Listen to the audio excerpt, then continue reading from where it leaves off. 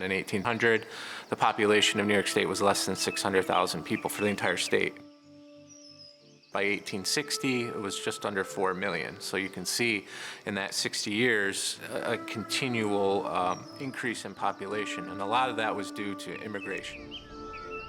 New York is, the center of so much of this economic revolution and industrial revolution, but also transportation revolution. So Robert Fulton and the steamboat really opened the Hudson and connected New York City to Albany and all the places along the Hudson, and really made travel along the Hudson much easier, much quicker, much more accessible. So that's kind of like step one, right? Instead of using more primitive methods of sail or rowing or other types of boating up and down the Hudson, you're able to use a steamboat and go against the current and do it in a much faster way. And then the Erie Canal was the first major, big, I think, game changer, so to speak. Thomas Cole moved to the United States in 1818, which was 1 year after the beginning of construction on the Erie Canal. The Hudson River School, which is this art movement that he played a big role in founding, began in 1825, which is exactly when the Erie Canal opened.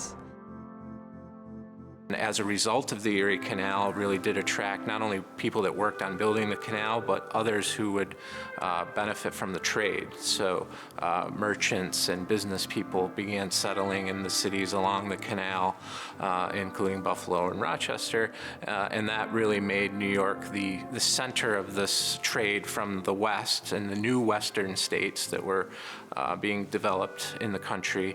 That trade was able now to go across New York on the canal and down the Hudson and to New York Harbor, which by the 1850s, New York City was the largest city in the country. It was the first city to have more than 1 million people.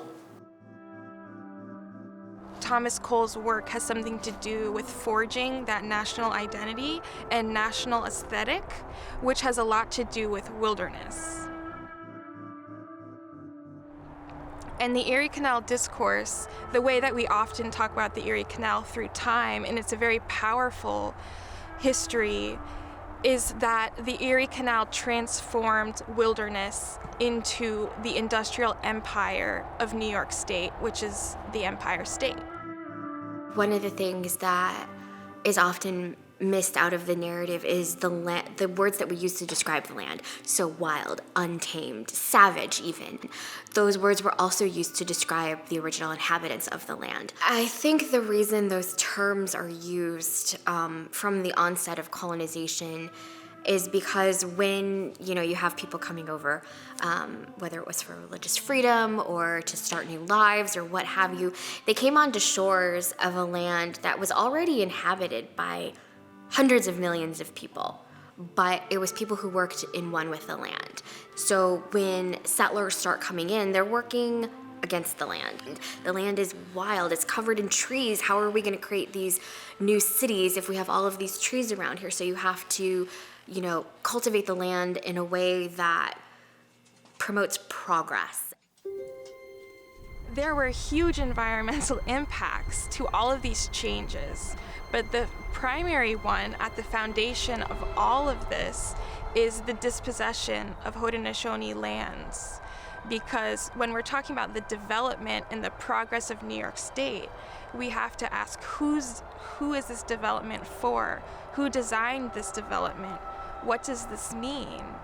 And a lot of Thomas Cole's paintings work in tension with that, because he was conflicted about the industrial changes happening in New York, and he was concerned about their environmental impact.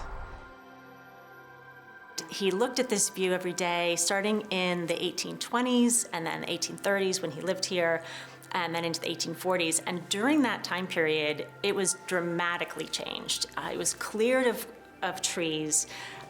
There was industry moving in. There was the tanning industry that cleared the hemlocks. They used the bark of the hemlock trees to tan leather.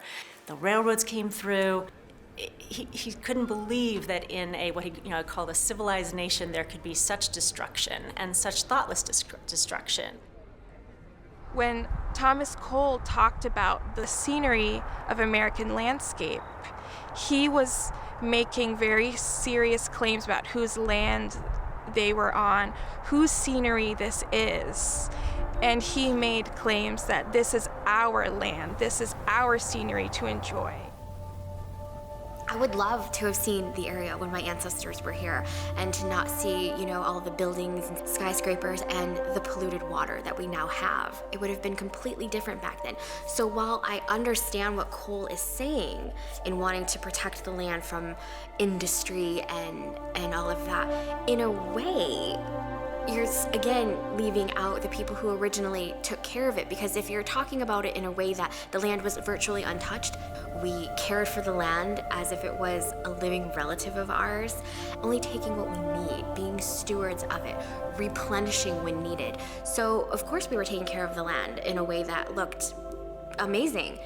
A lot of the American environmental movement has centered around one perception of how to relate with nature, and that has been shaped by Thomas Cole. Sponsored in part by the Albany Med Health System and by Robert and Doris Fisher Malisardi.